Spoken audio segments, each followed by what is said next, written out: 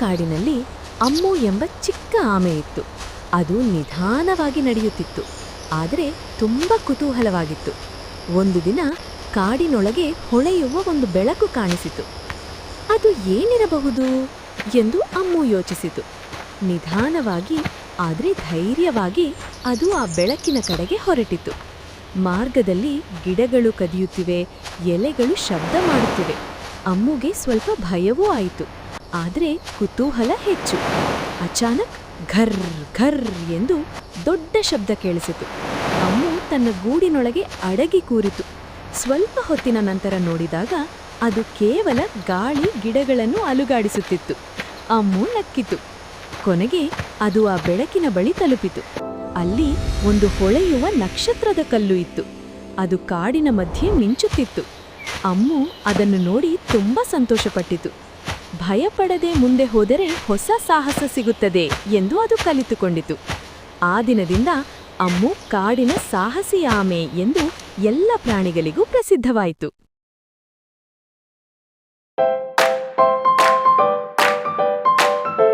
ಒಂದು ಹಸಿರು ಕಾಡಿನಲ್ಲಿ ಬಾಲು ಎಂಬ ಆನೆಯ ಮರಿ ವಾಸಿಸುತ್ತಿತ್ತು.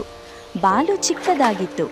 ಆಟವಾಡಲು ತುಂಬ ಇಷ್ಟಪಡುವುದು ಮತ್ತು ಸುತ್ತಮುತ್ತಲಿನ ಎಲ್ಲದರ ಬಗ್ಗೆ ಕುತೂಹಲದಿಂದಿರುತ್ತಿತ್ತು. ಅದು ನದಿಯಲ್ಲಿ ನೀರು ಚಿಮ್ಮುತ್ತಾ ಆಟವಾಡುವುದು ಮತ್ತು ಚಿಟ್ಟೆಗಳನ್ನು ಹಿಂಬಾಲಿಸುವುದನ್ನು ತುಂಬ ಇಷ್ಟಪಡುತ್ತಿತ್ತು. ಒಂದು ಸೂರ್ಯಕಿರಣ ತುಂಬಿದ ಬೆಳಿಗ್ಗೆ ಬಾಲು ಒಂದು ಬಣ್ಣ ಬಣ್ಣದ ಚಿಟ್ಟೆಯನ್ನು ಹಿಂಬಾಲಿಸುತ್ತಾ ಕಾಡಿನೊಳಗೆ ತುಂಬ ದೂರ ಹೋಗಿತು. ಸ್ವಲ್ಪ ಸಮಯದ ನಂತರ ಅದು ತಪ್ಪಿ ಹೋಗಿದೆ ಎಂಬುದು ಗೊತ್ತಾಯಿತು. ಮರಗಳು ತುಂಬ ದೊಡ್ಡದಾಗಿ ಕಾಣಿಸುತ್ತಿದ್ದವು. ಕಾಡು ತುಂಬ ಶಾಂತವಾಗಿತ್ತು. ಬಾಲು ಹೆದರಿತು. ಅಮ್ಮ, ನೀನೆಲ್ಲಿದ್ದೀಯಾ ಎಂದು ಕೂಗಿತು. ಅಷ್ಟರಲ್ಲಿ ಒಂದು ಕೊಂಬೆಯ ಮೇಲೆ ಕುಳಿತಿದ್ದ ಚಿಕ್ಕ ಹಕ್ಕಿ ಹೇಳಿತು, ಭಯಪಡಬೇಡ ಬಾಲು, ನಾನು ನಿನಗೆ ಸಹಾಯ ಮಾಡುತ್ತೇನೆ. ಆ ಹಕ್ಕಿ ಮುಂದೆ ಹಾರುತ್ತಾ ಕಾಡಿನ ದಾರಿಯನ್ನು ತೋರಿಸಿತು. ಸ್ವಲ್ಪ ಹೊತ್ತು ನಡೆದ ನಂತರ ಬಾಲುಗೆ ಪರಿಚಿತವಾದ ಆನೆಯ ಘೋಷಣೆ ಕೇಳಿಸಿತು. ಅದು ಅದರ ಅಮ್ಮನ ಶಬ್ದವಾಗಿತ್ತು. ಅಮ್ಮ ತಕ್ಷಣ ಓಡಿ ಬಂದು ತನ್ನ ತುಂಡಿಲಿಂದ ಬಾಲುವನ್ನು ಪ್ರೀತಿಯಿಂದ ಅಪ್ಪಿಕೊಂಡಳು. ಆ ದಿನ ಬಾಲು ಒಂದು ಮಹತ್ವದ ಪಾಠ ಕಲಿತಿತು. ಕುತೂಹಲ ಒಳ್ಳೆಯದು, ಆದರೆ ಕುಟುಂಬದ ಬಳಿ ಇರಬೇಕು. ಪ್ರತಿದಿನ ಒಬ್ಬ ಚಿಕ್ಕ ಹುಡುಗ ಶಾಲೆಗೆ ಹೋಗುವ ದಾರಿಯಲ್ಲಿ ಒಂದು ಹಳೆಯ ಮರದ ಬಳಿ ಹಾದು ಹೋಗುತ್ತಿದ್ದನು. ಒಂದು ದಿನ ಅವನು ಗಮನಿಸಿದನು. ಆ ಮರ ಒಣಗಿ ಸಾಯುತ್ತಿರುವಂತೆ ಕಾಣುತ್ತಿತ್ತು. ಎಲ್ಲರೂ ಅದನ್ನು ನಿರ್ಲಕ್ಷಿಸಿದರು. ಆದರೆ ಆ ಹುಡುಗ ಒಂದು ಚಿಕ್ಕ ನೀರಿನ ಬಾಟಲಿ ತಂದು ಮರದ ಬೇರುಗಳಿಗೆ ಸುರಿಸಿದನು. ಅವನು ಇದನ್ನು ಪ್ರತಿದಿನ ಮಾಡುತ್ತಿದ್ದನು. ದಿನಗಳು ಕಳೆದವು, ವಾರಗಳು ಕಳೆದವು. ಒಂದು ಬೆಳಗ್ಗೆ ಆ ಮರದಲ್ಲಿ ಚಿಕ್ಕ ಹಸಿರು ಎಲೆಗಳು ಮೂಡಿದವು. ಹುಡುಗನು ಸಂತೋಷದಿಂದ ನಗೆದನು. ವರ್ಷಗಳು ಕಳೆದ ನಂತರ ಆ ಮರ ಊರಿನಲ್ಲೇ ದೊಡ್ಡ ನೆರಳು ಕೊಡುವ ಮರವಾಗಿ ಬೆಳೆದಿತು. ಜನರು ಅದರ ಕೆಳಗೆ ವಿಶ್ರಾಂತಿ ಪಡೆಯುತ್ತಿದ್ದರು. ಮಕ್ಕಳು ಅದರ ಸುತ್ತ ಆಡುತ್ತಿದ್ದರು. ಆದರೆ ಯಾರಿಗೂ ಗೊತ್ತಿರಲಿಲ್ಲ, ಆ ಮರ ಬೆಳೆದದ್ದು ಒಂದು ಚಿಕ್ಕ ದಯೆಯ ಕಾರ್ಯದಿಂದ.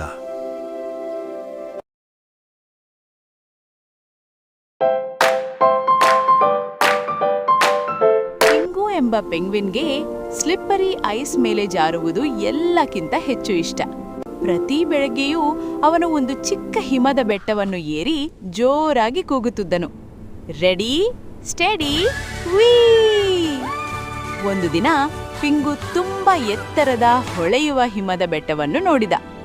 ವಾವ್, ಇದುವರೆಗಿನ ಅತೀ ದೊಡ್ಡ ಸ್ಲೈಡ್ ಎಂದು ಅವನು ಹೇಳಿದ. ಅವನು ಏರಿದ ಏರಿದ ಇನ್ನೂ ಏರಿದ. ಮೇಲ್ಭಾಗಕ್ಕೆ ತಲುಪಿದಾಗ ಒಂದು ಆಳವಾದ ಉಸಿರು ತೆಗೆದುಕೊಂಡನು. Ready steady ಉಯ್. ಪಿಂಗು ತುಂಬಾ ವೇಗವಾಗಿ ಕೆಳಗೆ ಜಾರಲು ಶುರು ಮಾಡಿದ. ಆದ್ರೆ ಅಚಾನಕ್ ಉಶ್, ಅವನು ಬೆಟ್ಟದಿಂದ ಹಾರಿಬಿಟ್ಟ. ಹಿಮದ ಮೇಲೆ ಜಾರುತ್ತಾ ಹೋದ. 3 ಸಾರಿ ಗುಂಡುಗೊಂಡ ಮತ್ತೆ ನೇರವಾಗಿ ಒಂದು ಮೀನುಗಳ ಗುಡ್ಡದೊಳಗೆ ಬಿದ್ದ. ಹತ್ತಿರದಲ್ಲಿದ್ದ ಒಂದು ಸೀಲ್ ನಕ್ಕು ಹೇಳಿತು, ಪಿಂಗು, ಊಟ ಹಿಡಿಯಲು ಇದು ಅತಿ ವೇಗದ ವಿಧಾನ. ಪಿಂಗು ಒಂದು ಮೀನು ಹಿಡಿದು ನಗುತ್ತಾ ಹೇಳಿದ, ಇದು ಅತ್ಯುತ್ತಮ ಸ್ಲೈಡ್.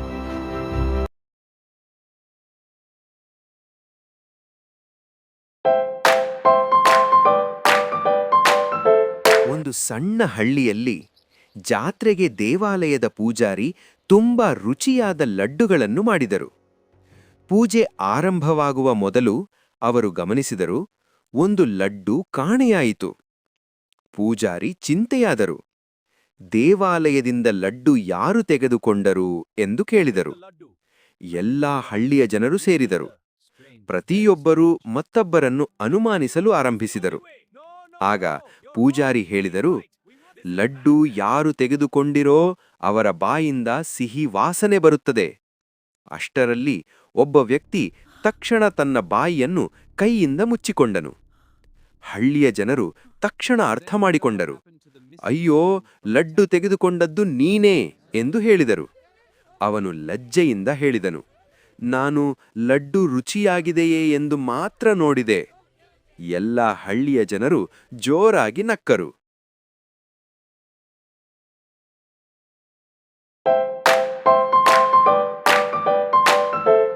ಒಂದು ದಿನ ಕಾಡಿನಲ್ಲಿ ಒಂದು ಎತ್ತರದ ಜಿರಾಫೆ ಮರದ ಎಲೆಗಳನ್ನು ತಿನ್ನುತ್ತಿತ್ತು. ಅಷ್ಟರಲ್ಲಿ ಒಂದು ಚಿಕ್ಕ ಮೊಲ ಓಡುತ್ತಾ ಬಂದು ಹೇಳಿತು, ಜಿರಾಫೆ, ದಯವಿಟ್ಟು ನನ್ನನ್ನು ಉಳಿಸು, ಒಂದು ನರಿ ನನ್ನನ್ನು ಹಿಂಬಾಲಿಸುತ್ತಿದೆ. ಜಿರಾಫೆ ತಕ್ಷಣ ತನ್ನ ಉದ್ದ ಕುತ್ತಿಗೆಯನ್ನು ತಗ್ಗಿಸಿ ಮೊಲವನ್ನು ತನ್ನ ಬೆನ್ನು ಮೇಲೆ ಕೂರಿಸಿತು. ನರಿಯಲ್ಲಿ ಬಂದು ಎಲ್ಲೆಲ್ಲೋ ಹುಡುಕಿತು, ಆದರೆ ಮೊಲ ಎಲ್ಲಿಯೂ ಕಾಣಿಸಲಿಲ್ಲ. ಸ್ವಲ್ಪ ಸಮಯದ ನಂತರ ನರಿ ಹೊರಟು ಹೋಯಿತು. ಮೊಲ ಜಿರಾಫೆಗೆ ಧನ್ಯವಾದ ಹೇಳಿತು, ಇಂದು ನೀನು ನನ್ನನ್ನು ಉಳಿಸಿದ್ದೀಯಾ, ಒಂದು ದಿನ ನಾನು ಕೂಡ ನಿನಗೆ ಸಹಾಯ ಮಾಡುತ್ತೇನೆ. ಜಿರಾಫೆ ನಗುತ್ತಾ ಹೇಳಿತು, ನೀನಿಷ್ಟು ಚಿಕ್ಕವನಲ್ಲವಾ, ನನಗೆ ಹೇಗೆ ಸಹಾಯ ಮಾಡುತ್ತೀಯಾ? ಕೆಲವು ದಿನಗಳ ನಂತರ ಜಿರಾಫೆ ಬೇಟೆಗಾರನ ಬಲೆಗೆ ಸಿಕ್ಕಿತು.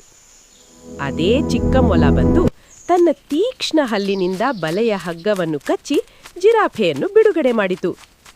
ಜಿರಾಫೆ ಆಶ್ಚರ್ಯದಿಂದ ಮೊಲವನ್ನು ನೋಡಿತು. ಅಂದಿನಿಂದ ಜಿರಾಫೆ ಮತ್ತು ಮೊಲ ಅತ್ಯುತ್ತಮ ಸ್ನೇಹಿತರಾಗಿ ಒಟ್ಟಿಗೆ ಕಾಡಿನಲ್ಲಿ ಸಂತೋಷದಿದ್ದರು.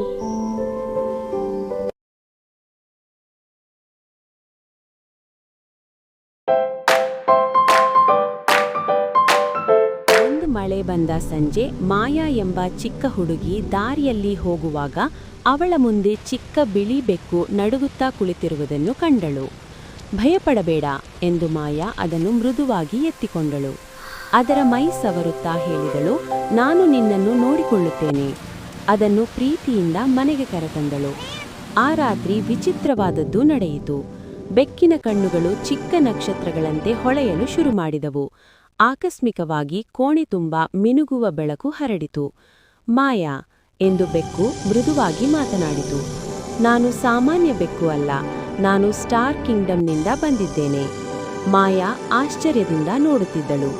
ಬೆಕ್ಕು ತನ್ನ ಚಿಕ್ಕ ಕಾಲನ್ನು ಅಲುಗಿಸಿತು.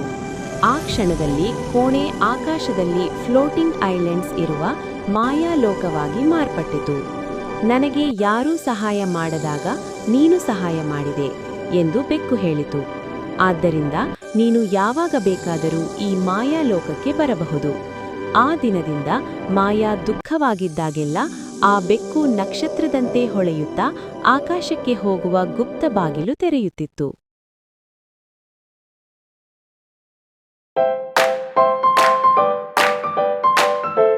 ಒಂದು ದಿನ ಆಳವಾದ ಸಮುದ್ರದಲ್ಲಿ ಕಿಟ್ಟು ಎಂಬ ಒಂದು ಸಮುದ್ರ ಕುದುರೆ ಇತ್ತು. ಕಿಟ್ಟುಗೆ ಒಂದು ವಿಚಿತ್ರ ಅಭ್ಯಾಸ. ಅದು ಯಾವಾಗಲೂ ಸೀನುತ್ತಿತ್ತು. ಕಿಟ್ಟುಗೆ 3 ಮೀನು ಸ್ನೇಹಿತರಿದ್ದರು. ಒಂದು ದಿನ ಅದರ ಸ್ನೇಹಿತ ಮೀನುಗಳು ಕೇಳಿದವು, ನಿನಗೆ ಯಾಕೆ ಯಾವಾಗಲೂ ಸೀನು ಬರುತ್ತದೆ?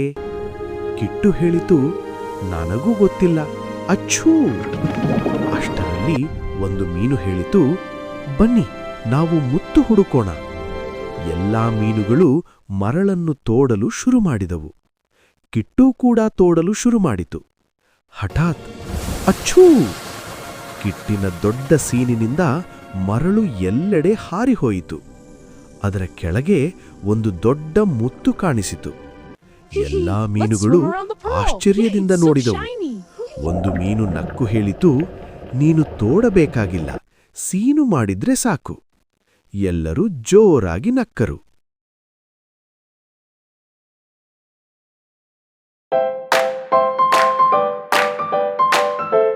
ಒಂದು ದಿನ ತುಂಟ ಕೃಷ್ಣ ಮನೆಯ ಹೊರಗೆ ಆಟ ಆಡ್ತಿದ್ದ.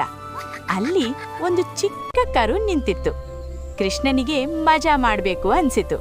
ಅವನು ನಿಧಾನವಾಗಿ ಕರುವಿನ ಹಿಂದೆ ಹೋಗಿ ಬೂ ಎಂದು ಕೂಗಿದ. ಕರು ಸ್ವಲ್ಪ ಬೆದರಿತು. ತಕ್ಷಣವೇ ಕರು ಛಪ್ ಎಂದು ತನ್ನ ಬಾಲವನ್ನು ಕೆಸರಿಗೆ ಬಡಿಯಿತು. ಮಣ್ಣಿನ ನೀರು ಕೃಷ್ಣನ ಮುಖಕ್ಕೆ ಹಾರಿತು. ಕೃಷ್ಣನಿಗೆ ಆಶ್ಚರ್ಯವಾಯಿತು. ಕೃಷ್ಣನ ಮುಖ ಎಲ್ಲವೂ ಮಣ್ಣಿನಿಂದ ತುಂಬಿಹೋಯಿತು. ಅಷ್ಟರಲ್ಲಿ ಅಮ್ಮ ಯಶೋದ ಬಂದಳು. ಕೃಷ್ಣ, ಇದು ಏನು ಎಂದು ಕೇಳಿದಳು.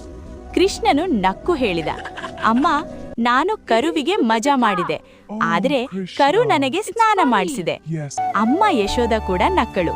ಮತ್ತೆ ಕೃಷ್ಣನ ಮೈ ತೊಳೆದು ಮನೆಗೆ ಕರೆದುಕೊಂಡು ಹೋದಳು.